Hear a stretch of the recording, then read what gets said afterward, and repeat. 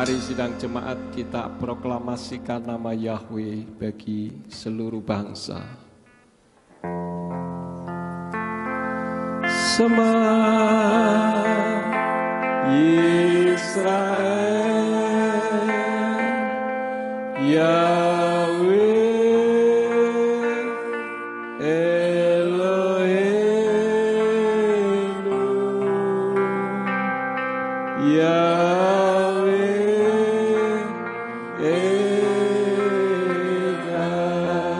Sema Indonesia, Sema Indonesia,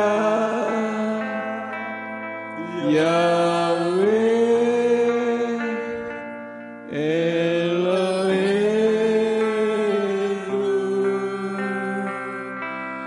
Yahweh Eka. Sema Ambarawa, Sema Ambarawa, Yahweh Eloheinu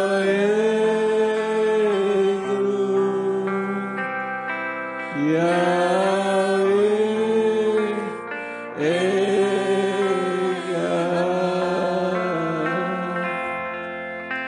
Baru Senkemo Makuto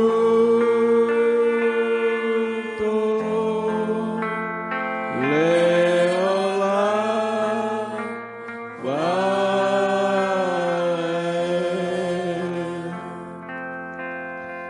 Pada RF Sabat malam hari ini kami proklamirkan nama Bapa Yahweh bagi seluruh bangsa Israel, Indonesia dan Ambarawa serta seluruh pelosok negeri seluruh dunia.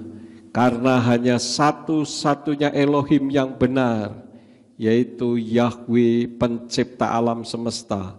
Elohim yang disembah oleh Bapa Abraham, Yitzhak dan Yakub. Elohim yang mengasihi kami yang telah turun ke bumi dalam wujud seperti manusia, yaitu Yeshua HaMashiach, dan Tuhan yang berdiam di dalam hati kami, Immanuel, yaitu Ruach HaKodes. Terima kasih Bapa, kami telah memuji-muji nama-Mu dan saatnya untuk kami mendengar renungan isi hati Tuhan. Urapi hamba-Mu dan urapi setiap kami yang mendengar firman-Mu dengan urapan yang sama, agar firman yang ditaburkan dapat kami pahami dan kami mengerti di dalam kehidupan kami. Dan jika ada kuasa penguasa roh jahat di udara yang berusaha untuk merebut kebenaran firman, kami tolak dan kami patahkan di dalam nama Yeshua HaMashiach. Pergi kau keluar, tinggalkan tempat ini. Tinggalkan setiap hati dan pikiran kami, baik yang ada di tempat ini maupun yang mendengarkan dari rumah masing-masing. Terima kasih Bapa, berfirmanlah karena kami siap mendengarkannya. Bentuk kami, ajar kami supaya hidup kami semakin benar. Berikan kemampuan kepada kami bukan hanya untuk mendengar firman-Mu saja, melainkan juga melakukannya dalam hidup kami. Demi nama Adonai Yeshua HaMashiach, kami sudah berdoa dan mengucap syukur. Haleluya, semua yang percaya katakan amin. Silahkan duduk, Bapak Yahweh memberkati. Shalom Aleichem. Puji Bapak Yahweh, saya ucapkan sahabat shalom pada malam hari ini. Bapak Ibu saudara sekalian, firman yang saya bawakan pada saat ini saya beri judul sekuler mencontoh firman. Kenapa saya mengambil tema yang berjudul sekuler mencontoh firman? Akhir-akhir ini rohaniawan, rohaniawati yang seharusnya menjadi contoh justru perlu mencontoh orang-orang sekuler. Kenapa? Karena saya mengikuti satu grup, saudara-saudara, dan grup itu saya tidak perlu sebutkan grupnya. Di grup tersebut berisi beraneka ragam gereja dan umat Kristen. Pokoknya semuanya Kristen lah. Orang-orang yang menamakan dirinya rohani. Nah, dalam era mendekati tahun politik, saudara-saudara, maka di dalam grup tersebut ada kelompok yang mendukung nomor 1, ada yang kelompok mendukung nomor 2, dan ada kelompok yang mendukung nomor 3. Bagi saya sih tidak masalah, karena itu adalah hak masing-masing.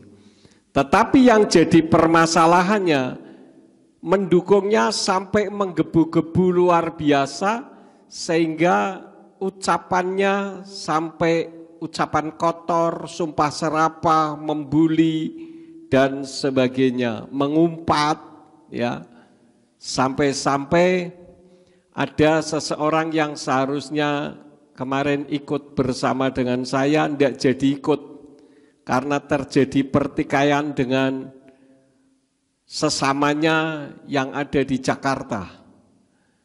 Nah, inilah yang jangan sampai terjadi di dalam gereja kita. Sementara yang rohani saling serang satu dengan yang lain, padahal tidak jadi caleg, tidak jadi camat, bupati, atau pejabat-pejabat daerah lainnya. Sementara Tuhan izinkan saya untuk berbincang-bincang dengan seseorang yang boleh dibilang sangat potensi. Yang menang mau nomor 1, mau nomor 2, mau nomor 3, semuanya sudah ada patternnya. Jadi Bapak Ibu saudara sekalian, sebetulnya kita sebagai orang yang sudah mengerti firman, jangan sampai gontok-gontokan hanya karena beda pilihan politik. Ya, dan saya mengharap jangan sampai seperti itu. Ada ayat firman Tuhan yang mengajarkan kepada kita bagaimana orang-orang sekuler mencontoh rohaniwan, hal-hal yang rohani, firman Tuhan. Jadi orang sekuler cara bekerjanya mencontoh firman Tuhan. Tetapi orang yang sudah mengerti firman Tuhan, justru cara ucapannya, tindakannya mencontoh seperti orang sekuler yang kasar, yang tidak mengerti firman. Nah, saya akan ambil satu ayat firman Tuhan. Bagaimana ayat firman Tuhan ini dicontoh di dalam kehidupan setiap hari oleh orang-orang sekuler, yaitu di dalam kitab Matius pasal 13 ayat yang ke-12. Matius 13 ayat yang ke-12 dari Indonesian Literal Translation yang berbunyi demikian. Sebab siapa saja yang mempunyai, kepadanya akan diberikan dan dia akan dibuat berkelimpahan. Tetapi siapa saja yang tidak mempunyai, bahkan apa yang ia punyai akan diambil daripadanya. Kalau saudara merenungkan ayat ini, sebetulnya ayat ini kan aneh. Dikatakan siapa saja yang mempunyai, kepadanya akan diberikan dan dia akan dibuat berkelimpahan. Sudah punya malah diberi. Seharusnya yang diberi itu yang tidak punya. Tapi ayatnya mengatakan siapa yang mempunyai, kepadanya akan diberikan dan dia akan dibuat berkelimpahan. Tetapi siapa saja yang tidak mempunyai, bahkan apa yang ia punyai akan diambil daripadanya. Ini sesuatu yang aneh, tetapi hal yang aneh ini adalah firman Tuhan justru diikuti oleh dunia sekuler. Nah, saya mau tanya kepada saudara, kira-kira dunia sekuler mana yang melakukan ini? Ya? Bank, betul, perbankan. Kalau saudara punya uang banyak, saudara akan mendapatkan lebih banyak keuntungan maupun bonus-bonus. Tetapi kalau membuka rekening hanya isinya Rp10.000, habis ya. Artinya apa yang ia punyai akan diambil daripadanya. Ini prinsip bank dan dunia perbankan serta dunia bisnis. Itu mencontoh firman. Dulu waktu saya masih punya usaha, punya toko, kalau saya ambilnya banyak, semakin banyak saya mengambil dari supplier, saya semakin banyak mendapatkan hadiah-hadiah, hadiah ini, hadiah itu. Tetapi kalau saya tidak mengambil, tidak dapat apa-apa. Bahkan harganya dinaikkan. Saudara-saudara, saya beli dengan kontan atau membeli dengan meninggalkan satu nota, itu harganya beda. Jadi prinsip ini yang dilakukan oleh dunia bisnis dan perbankan. Ini adalah prinsip firman Tuhan.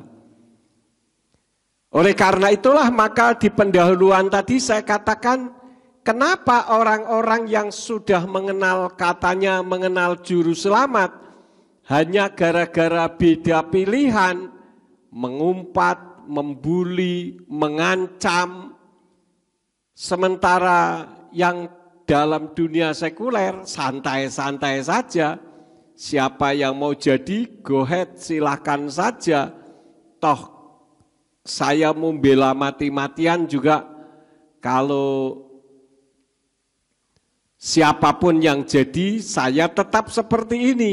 Kecuali kalau saya membela, kemudian kalau pilihan saya menang, saya jadi bupati atau gubernur, itu lain masalah. Ya, kita harus rukun dalam dunia negara Indonesia, negara kesatuan Republik Indonesia. Apapun pilihannya itu merupakan kehendak daripada pribadi lepas pribadi. Jadi jangan sampai kemudian terjadi pertikaian, apalagi di gereja pemulihan firman. Bukan hanya di Ambarawa, Surya Kebenaran, tapi seluruh gereja pemulihan firman yang menonton ini dengar dengan baik-baik. Apapun pilihan politiknya, bebas silahkan. Jangan sampai kita bertikai, kita tetap saling mengasihi satu dengan yang lain, apalagi satu sinode. Jadi Bapak Ibu Saudara sekalian, kita belajar bagaimana orang sekuler menggunakan firman untuk memperbesar usahanya. Bahkan dulu kalau saya tidak membeli banyak, disodor-sodorkan untuk beli banyak. Padahal ada orang yang mau beli banyak tidak boleh. Sementara saya justru disodor-sodorkan untuk beli yang banyak. Bahkan saya bilang, lah nanti duitnya bagaimana? Sudah gampang, yang penting Bapak ambil saja. Nah ini kan luar biasa saudara-saudara. Nah yang menjadi pertanyaannya, kenapa adanya perbedaan seperti itu? Kenapa? Inilah yang harus ada di dalam diri kita, sehingga prinsip dunia perbankan dan bisnis yang mencontoh firman akan berlaku di dalam kehidupan kita. Artinya berkat-berkat akan menyertai kita. Dan kalau bicara soal berkat, jangan selalu konotasinya soal uang, soal money, soal duit, tetapi berbicara soal banyak hal. Nah sekarang saya ingin menyampaikan kenapa terjadi perbedaan itu. Ada orang yang tidak mau pinjam, disodor-sodorkan untuk pinjam. Bahkan diberi iming-iming hadiah-hadiah. Sementara ada orang yang pengen meminjam tetapi tidak boleh. Yang pertama, karena orang itu bisa dipercaya. Sehingga bank dalam dunia bisnis pun menawarkan pinjaman dan lain-lain. Di dalam kitab suci, Bapak Ibu Saudara sekalian, ada orang yang hidupnya bisa dipercaya. Rabi Saul atau Rasul Paulus bisa menjadi contoh. Kenapa? Dia memiliki iman yang bisa dipercaya. Meskipun dilanda kesusahan hidup, tetap dia beriman. Ini yang harus ada di dalam kehidupan kita. Di dalam kitab 2 Korintus 11 ayat 22 sampai 27 dari Indonesian Literal Translation katakan demikian. Apakah mereka orang Ibrani? Aku juga. Apakah mereka orang Israel? Aku juga. Apakah mereka keturunan Abraham? Aku juga. Apakah mereka pelayan Hamasya? Aku berbicara seperti di luar diriku. Aku lebih lagi dalam bekerja keras, berkelimpahan, dalam penyesahan, melebihi takaran, dalam pemenjaraan, teramat sering, dalam bahaya maut, kerap kali. Dari orang-orang Yahudi, aku telah menerima 5 kali 40 kurang 1 pukulan. 3 kali aku telah didera. 1 kali aku dilempari batu, 3 kali mengalami kalam kapal. Sehari semalam aku terkatung-katung di tengah laut. Dalam perjalanan kerap kali berada dalam bahaya banjir, bahaya penyamun, bahaya dari bangsaku sendiri, bahaya dari bangsa-bangsa lain, bahaya di kota, bahaya di padang gurun, bahaya di laut, bahaya di antara saudara-saudara palsu, dalam kerja keras dan jerih lelah, kerap kali dalam berwaspada, dalam kelaparan dan kehausan, kerap kali dalam berpuasa, dalam kedinginan dan tanpa pakaian. Ini adalah kehidupan Rabi Saul ketika dia sudah menerima Yeshua HaMashiach sebagai Tuhan dan Juru Selamat. Dulunya sebagaimana kita ketahui bersama adalah seorang penganiaya jemaat, orang yang anti dengan pengikut Yeshua HaMashiach. Bahkan ketika dia sudah menerima Yeshua HaMashiach ketika dalam perjalanan ke Damsyik untuk mendapatkan surat kuasa supaya ketika dia menganiaya orang-orang Kristen, dia tidak mendapatkan hukuman.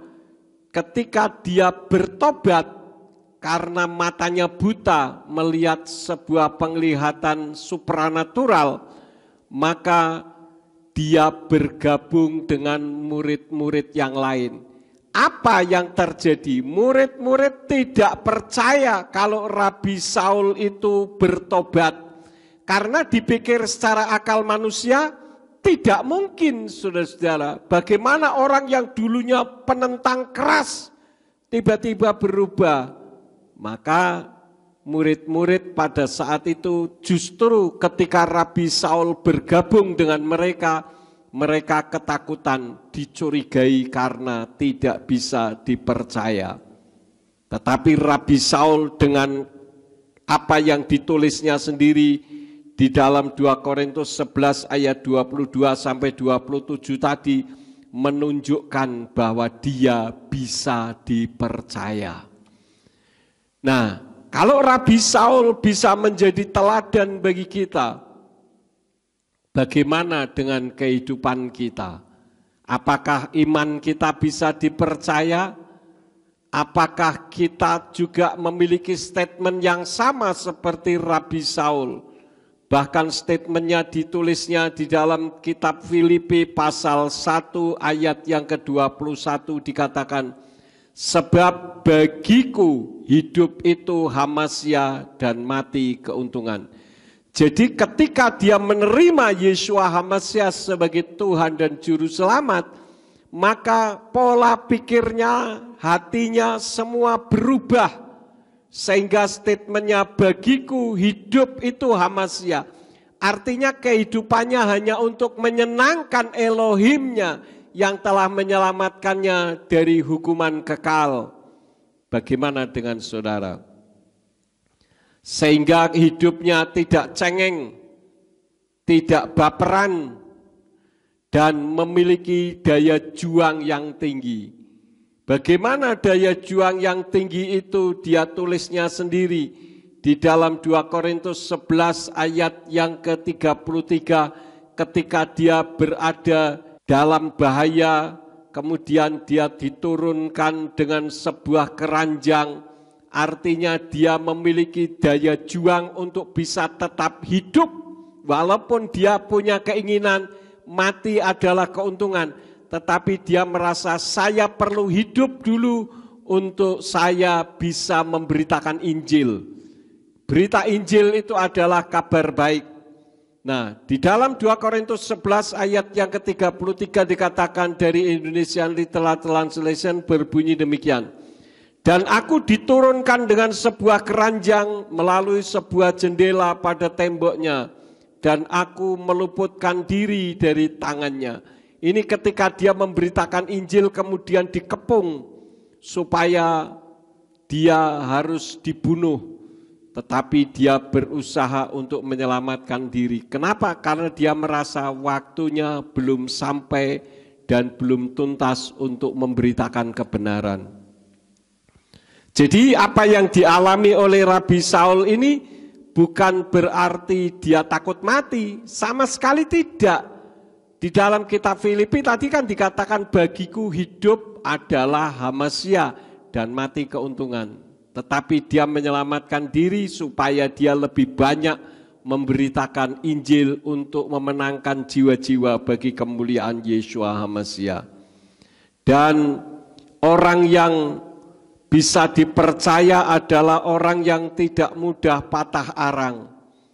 Orang yang tidak mudah patah arang artinya tidak mudah kecewa. Orang itu adalah orang yang mempercayakan imannya kepada Tuhan. Di dalam Mazmur pasal 34 ayat 17 dan ayat 18 di ILT, ayatnya berbunyi demikian. Mereka berseru dan Yahweh mendengar dan dia melepaskan segala kesesakannya. Ayat yang ke-18-nya, Yahweh itu dekat kepada orang-orang yang patah hati dan roh yang remuk redam dia selamatkan. Jadi orang yang tidak mudah patah arang adalah ketika dia merasa semuanya sudah tidak memiliki harapan, tidak tahu jalan keluar. Apa yang harus dia lakukan? Dia mengungsi kepada Bapa Yahweh. Dan kitab suci katakan Yahweh dekat kepada orang-orang yang patah hati. Artinya semua eksistensi kehidupannya itu diserahkan kepada Bapa Yahweh. Dan itu mengingatkan saya tahun 2001 ketika saya merasa dunia gelap, masa depan tidak tahu apa yang akan terjadi, maka saya menyerahkan sepenuhnya kepada Bapa Yahweh. Dan terbukti Bapa Yahweh di dalam nama Yeshua HaMashiach dan Ruach HaKudus tidak pernah mengecewakan umat-umatnya, termasuk saudara. Jadi mempercayakan imannya. Orang yang mempercayakan imannya itu akan selalu mendapatkan pertolongan yang spektakuler. Sudah seringkali saya katakan di dalam akal pikiran manusia, tidak mungkin saya ada sebagaimana saya ada saat ini. Sangat tidak mungkin. Dulu mau sewa rumah saja tidak punya duit. Saya menjadi orang yang paling miskin di kota Ambarawa ini. Sementara pada saat itu Simeon mau berangkat sekolah, mau minta sangu saja saya menangis karena saya tidak memiliki uang. Tetapi yang seringkali terjadi adalah ketika saya sudah ada sebagaimana saya ada saat ini, yang terjadi orang bukan bergantung kepada Tuhan, tapi bergantung kepada saya. Jadi kalau mengalami kekurangan, dia langsung telepon. Enggak pernah, saya pernah ada beberapa orang, saya hitung tadi ada 3 orang yang dia tidak pernah menghubungi saya, bahkan kenal pun tidak, pernah ketemu juga belum. Tapi kalau mengalami kesulitan dia telepon. Jadi saya seperti ATM hidup. Pokoknya saya kurang, tolong dong pinjam 100 saja. Sekarang kan sedang rame ya, 100 saja. 100 apa 1000 sih? 100 ya, pinjam 100 saja. Ya kalau pinjam 100 saja enggak mungkin kembali. Dan itu sering kali terjadi saudara-saudara. Artinya dia tidak berharap kepada Tuhan tetapi berharapnya kepada manusia. Sedangkan kitab Yirmiyahu mengatakan kepada kita, terkutuklah orang yang berharap kepada manusia, yang tidak mengandalkan Elohim di dalam hidupnya. Jadi ketika kita dalam keadaan terdesak, seolah-olah tidak memiliki jalan keluar, jangan kita menoleh kanan, menoleh kiri, tapi pandang ke atas tempat di mana Bapa Yahweh bersemayam. Seperti Mose ketika dikejar Paro atau Fir'aun di depan laut, kanan, kiri, padang gurun yang begitu menakutkan. Kalau mau balik lagi, di belakang adalah pasukan Paro. Jadi sudah tidak memiliki jalan, tetapi Yahweh membuka jalan. Laut yang bukan jalan bisa menjadi jalan. Dan seringkali mujizat terjadi ketika kita dalam keadaan terdesak. Karena itu kalau saudara ingin melihat mujizat Tuhan dan merasakan mujizat Tuhan, berdoa kepada Tuhan, minta supaya kehidupan saudara sekali waktu menghadapi desakan yang tidak memiliki jalan keluar. Nanti Bapa Yahweh akan memberikan jalan keluar. Contohnya adalah Belsasar atau Daniel, Hananya atau Sadrah, Misael atau Mesak dan Azaria atau Abednego. Mereka dalam kondisi yang tidak mungkin untuk bisa menghindari bahaya maut di dalam kehidupan mereka. Mereka berserah, mereka tidak patah arang, mereka tetap berharap hanya kepada Bapa Yahweh. Akibatnya apa? Kita membaca di dalam kitab Daniel 3 ayat 26 sampai 27 yang demikian bunyinya dari Indonesian Literal Translation.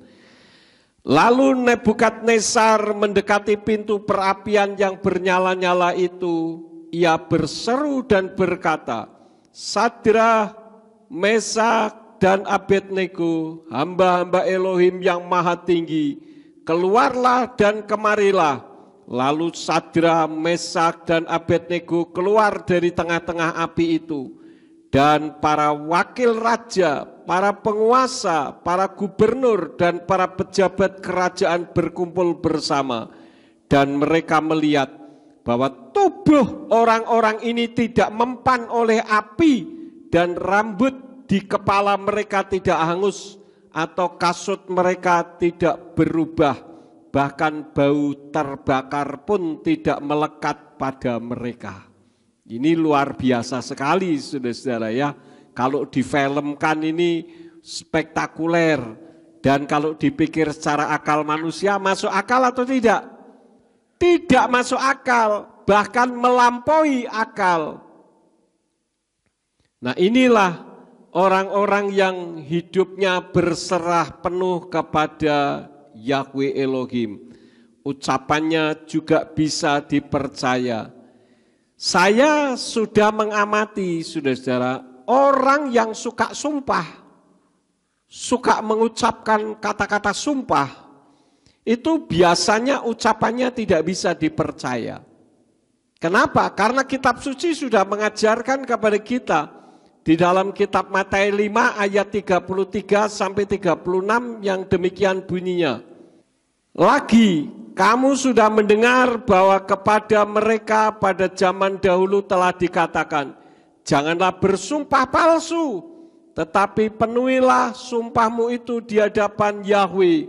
Namun aku berkata kepadamu, janganlah sekali-kali bersumpah, entah demi sorga, karena itu adalah tahta Elohim, atau demi bumi, karena itu adalah tumpuan kakinya, ataupun demi Yerusalem, karena itu adalah kota raja yang besar. Atau janganlah bersumpah demi kepalamu, karena engkau tidak berkuasa untuk membuat sehelai rambut putih atau hitam. Jadi saya mengambil kesimpulan dari ayat ini, orang yang suka bersumpah itu ucapannya tidak bisa dipercaya. Yang Tuhan mau apa? Seperti ayat 37 yang berbunyi, akan tetapi biarlah perkataanmu ya jika ya, tidak jika tidak, dan yang selebihnya hal itu berasal dari yang jahat. Kalau seseorang berbohong, dia akan menutupi kebohongannya dengan kebohongan yang lain. Dan pada akhirnya dia akan mentok dan akan ketahuan bahwa dirinya berbohong. Karena itu kita sebagai orang yang beriman, ucapan kita harus bisa dipercaya. Demikian pula di dalam tingkah laku kita bisa dipercaya. Kenapa bank menyodor-nyodorkan uangnya supaya dipinjam atau memberikan kredit yang besar? Karena bank sudah mempercayai orang tersebut. Demikian pun Tuhan akan memberikan sesuatu yang luar biasa. Bukan hanya materi, kalau bicara soal materi. Bukan hanya kedudukan, kalau bicara soal kedudukan. Tetapi dalam segala hal, kalau bisa dipercaya, kitab suci katakan kalau engkau setia pada perkara yang kecil, maka aku akan berikan perkara yang besar. Jadi sekarang tergantung kita. Di hadapan Tuhan bisa tidak dipercaya? Sekarang ini ada banyak orang-orang yang tadinya beriman kepada Bapa Yahwe, Besem Yeshua Hamasya Waruah Kodes, tetapi kita ketika belajar bukan semakin pinter, malah semakin keblinger, semakin mencong, mengarah ke luar jalur firman Tuhan. Ini yang seringkali terjadi. Artinya apa? Ucapan maupun tindakannya tidak bisa dipercaya. Itu yang pertama. Yang kedua, kenapa dunia perbankan orang-orang sekuler mencontoh ke firman Tuhan? Karena dinilai punya potensi. Kalau saudara memiliki potensi, dinilai oleh perbankan, maka bank akan mengucurkan dana. Ya, salah satu contoh adalah Yonah atau Yunus. Yunus dipilih oleh Bapa Yahwe ke Niniwe karena Yonah adalah seorang nabi, seorang penginjil yang gagah berani. Tetapi ternyata dia juga nyalinya kecil. Tetapi Bapa Yahwe tahu potensinya, sehingga walaupun dia nyalinya kecil, atau mungkin bisa karena dia menghendaki supaya penduduk Niniwe di bumi hanguskan oleh Bapa Yahwe, karena dia mendengar bagaimana kejahatan Niniwe sudah sedemikian luar biasa, sehingga dia berpikir saya lebih baik melarikan diri saja ke Tarsis supaya penduduk Niniwe di bumi hanguskan seperti Sodom dan Gomora, Atma dan Zeboim. Mungkin dia berpikir seperti itu, tetapi Tuhan tahu potensinya. Maka dia dilemparkan sebagaimana yang sudah kita baca di dalam kitab Yonah. Maka Yonah pada akhirnya sampai juga ke Niniwe dan dia menyampaikan firman Tuhan, supaya penduduk Niniwe bertobat atau kalian akan di bumi hanguskan. Dengan otoritas kuasa yang keluar dari mulutnya, maka penduduk Niniwe dari raja sampai budak dan bahkan hewan peliharaan pun harus diminta untuk berpuasa, merendahkan diri di hadapan Bapa Yahwe supaya diselamatkan, mendapatkan kasih karunia. Dan benar saja Yahweh memberikan kasih karunia. Jadi dengan kejadian ini juga sekaligus membuktikan jangan sampai orang berkata bahwa Yahweh itu identik dengan Tuhan yang kejam, Tuhan yang pembunuh, sedangkan Yeshua adalah Tuhan yang penuh kasih. Ini keliru besar. Terbukti Bapa Yahweh mengampuni penduduk Niniwe. Kalau Yahweh membunuh, Yahweh melakukan sesuatu atas manusia sehingga banyak orang mati, bukan karena tanpa alasan Yahweh membunuh, tetapi karena itu orang-orang tersebut menentang kepada Bapa Yahweh. Tapi ketika orang itu bertobat, maka Yahweh memberikan kasih karunia-Nya sehingga penduduk Niniwe tidak jadi dibinasakan. Nah, yang menjadi pertanyaannya, kenapa Yonah diutus? Kenapa Rabi Saul juga diutus Yeshua HaMashiach untuk menjadi rasul yang hebat? Karena dinilai oleh Tuhan punya potensi. Nah, pada saat ini saudara perlu merenungkan, kenapa saya mendengarkan firman ini? Itu juga sebetulnya karena saudara dianggap Tuhan punya potensi dan perlu mendengar firman ini, yaitu saudara melakukan sesuatu yang seperti tadi sudah disampaikan, yaitu iman yang bisa dipercaya, yaitu iman yang pasti membawa kita masuk ke dalam kerajaan surga. Kita semua punya potensi. Yang jadi masalahnya adalah Anda mau atau tidak dijadikan alat bagi kemuliaan HaMashiach. Untuk dipakai Tuhan itu tidak harus menjadi pendeta atau menjadi tua-tua sidang. Ada jabatan yang bernama sintua, misalkan majelis-majelis gereja yang penuh wibawa, ya, yang menggunakan jubah, bukan yang seperti itu. Kita akan bisa memuliakan Tuhan dengan cara kita masing-masing untuk menyenangkan hatinya. Itu hal yang kedua, saudara-saudara. Jadi kita akan mendapatkan belas kasih Tuhan. Yang pertama, kenapa saudara-saudara? Kalau kita bisa dipercaya. Yang kedua, dinilai punya potensi. Yang ketiga, tidak malas. Artinya kita punya usaha. Cobalah kita renungkan bersama. Bagaimana mungkin gereja pemulihan firman yang baru saja muncul tiba-tiba menjadi gereja yang cukup besar di kota ini? Karena saya tidak malas. Tuhan tidak mencari orang malas, tetapi Tuhan mencari orang yang kreatif dan yang rajin. Ya, contoh ketika Tuhan menangkap murid-murid, memilih murid-murid, di dalam Matius 4 ayat yang ke-21, Matius 4 ayat 21 dari Indonesian Literal Translation dikatakan apa? Dan setelah pergi dari sana, dia melihat dua saudara yang lain, Yakob bin Zebedeus dan Yohanan saudaranya di dalam perahu bersama Zebedeus ayah mereka sedang memperbaiki jala. Jadi ketika Yeshua memilih murid-murid yang dipilih sedang memperbaiki jala, tidak sedang tidur atau sedang duduk santai menganggur. Dikatakan sedang memperbaiki jala mereka dan dia memanggil mereka. Yang terjadi adalah orang seringkali iri hati kalau melihat orang lain berhasil, saudara-saudara.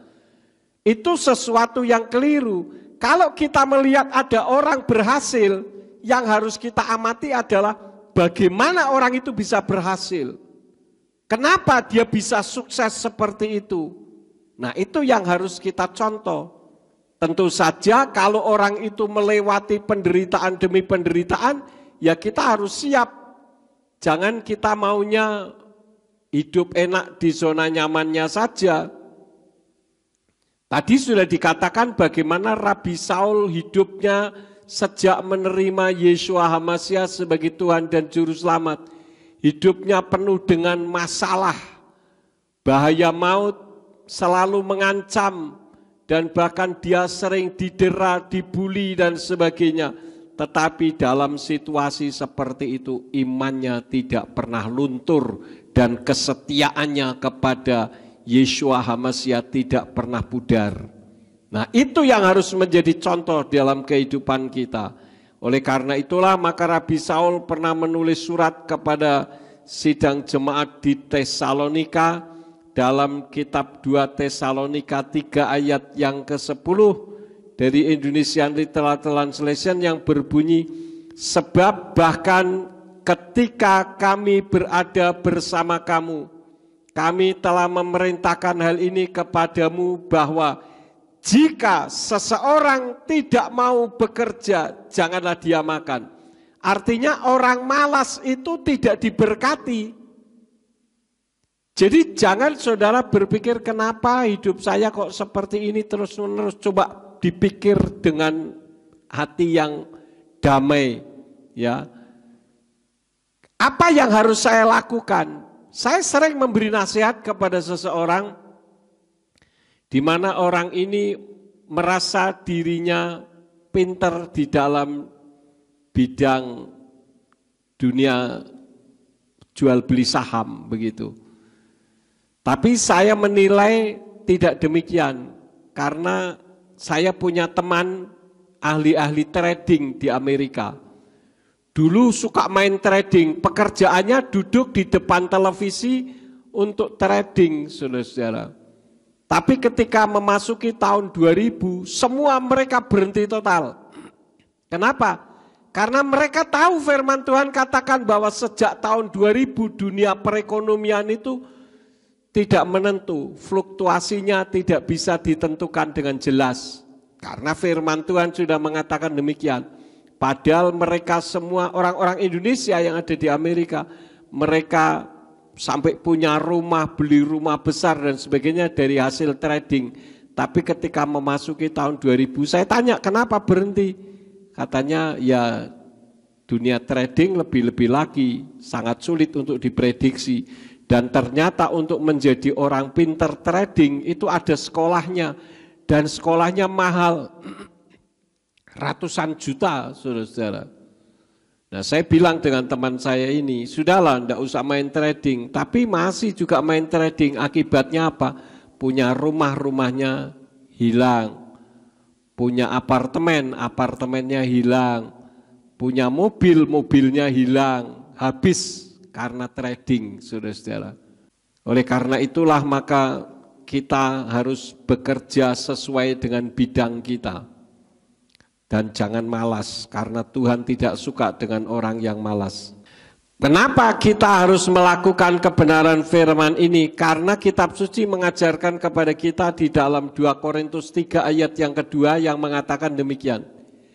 Kamu adalah surat kami yang telah ditulis di dalam hati kami, yang diketahui dan dibaca oleh semua orang. Jadi saudara dan saya, kita adalah sebagai kitab yang terbuka, yang dibaca oleh semua orang.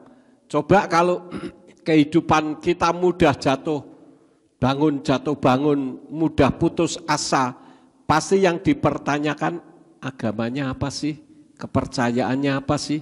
Tapi ketika kita menjadi orang yang ulet, orang yang kokoh, kuat, ya, teguh menghadapi setiap permasalahan, orang akan angkat jempol kepada kita dan dia akan tahu, oh pantes menyembahnya Bapa Yahweh di dalam nama Yeshua HaMashiach dan Ruach HaKodes. Jadi dengan kita memiliki 3 syarat tersebut, kita akan dijadikan contoh oleh orang lain dan dalam kehidupan kita Bapa Yahweh akan memberkati. Cukup 3 saja ya yang harus terjadi di dalam kehidupan kita. Artinya kita tidak mudah putus asa. Kita jangan mudah patah arang. Kita tetap berjuang meskipun ada tantangan di depan kita, kita dobrak tantangan itu, kita hancurkan. Maka keberhasilan akan menyertai kita. Amin buat firman Tuhan. Saya tidak akan memperpanjang, biarlah firman ini akan memberkati di dalam setiap kehidupan kita. Mari kita bangkit berdiri bersama-sama. Kita akan tutup di dalam doa. Bapa Sorgawi, kami mengucap syukur dalam ibadah RF Sabat kali ini. Engkau memberikan kesempatan kepada kami supaya kami bisa menjadi contoh bagi orang-orang lain, baik sesama rohaniwan, sesama orang yang sudah mengenal Engkau, maupun dalam dunia sekuler. Ajar kepada kami supaya kami hidupnya bisa dipercaya dan memiliki potensi. Kami tahu bahwa potensi itu datang dari Tuhan dan kami akan melaksanakan potensi itu untuk kemuliaan bagi nama-Mu. Karena itu kami tidak akan bermalas-malasan terlebih-lebih menghadapi situasi dunia yang seperti sekarang ini. Maka kami akan berjuang untuk kemuliaan bagi nama-Mu. Dan kami yakin bahwa Engkau akan membuat hidup kami sukses. Bukan secara ekonomi saja, tetapi secara banyak hal di dalam kehidupan kami. Terima kasih Bapa. Kalau sebentar kami akan berpisah satu dengan yang lain, kirim malaikat Tuhan untuk menjaga melindungi kami sampai di rumah masing-masing dengan selamat. Dan apabila malam nanti kami beristirahat, biarlah malaikat-Mu tetap menjaga dan melindungi kami, supaya di sepanjang malam kami beristirahat dijauhkan dari sakit penyakit, orang jahat maupun kuasa setan yang akan mengganggu, sehingga besok kami bangun dengan tubuh yang sehat. Dan ketika kami bangun dengan tubuh yang sehat, dan kami melaksanakan 3 hal yang Tuhan sampaikan pada malam ini, dalam RF Sabat saat ini, maka Engkau akan membuat semua yang kami kerjakan untuk kemuliaan bagi nama-Mu berhasil. Terima kasih Bapa. Berkati semua yang sudah ambil bagian di dalam pelayanan pada saat ini. Engkau pakai semakin hari semakin heran. Sekarang berkatilah kami karena kami siap menerima berkat daripada-Mu. Mari kita angkat kedua belah tangan kita untuk menerima berkat Yahweh. Yevaraka Yahweh wa yishmereka. Yahweh memberkati engkau dan memelihara engkau. Yaer Yahweh pana oleh kawi kuneka. Yahweh menyinari engkau dengan wajahnya dan memberi engkau anugerah. Yisa Yahweh pana oleh kawi Yashem leka shalom. Yahweh menghadapkan wajahnya kepadamu dan memberi engkau damai sejahtera. Diberkatilah engkau di kota dan diberkatilah engkau di ladang. Diberkatilah buah kandunganmu, hasil bumimu dan hasil ternakmu, yakni anak lembu sapimu dan kandungan kambing dombamu. Diberkatilah bakulmu dan tempat adonanmu. Diberkatilah engkau pada waktu masuk dan diberkatilah engkau pada waktu keluar. Sekarang pulanglah dan terimalah berkat. Kasih Bapa Yahweh Sang Pencipta, kasih karunia Adonai Yesus Hamasya Sang Pembeli jiwa, dan Ruach HaKodes menyertai saudara sekalian sampai Maranatha. Adonai Yesus Hamasya datang kembali untuk yang kedua kali dan mengangkat kita semua. Haleluya, semua yang percaya katakan amin. Selamat malam, sahabat Shalom, Bapa Yahweh memberkati. Amin.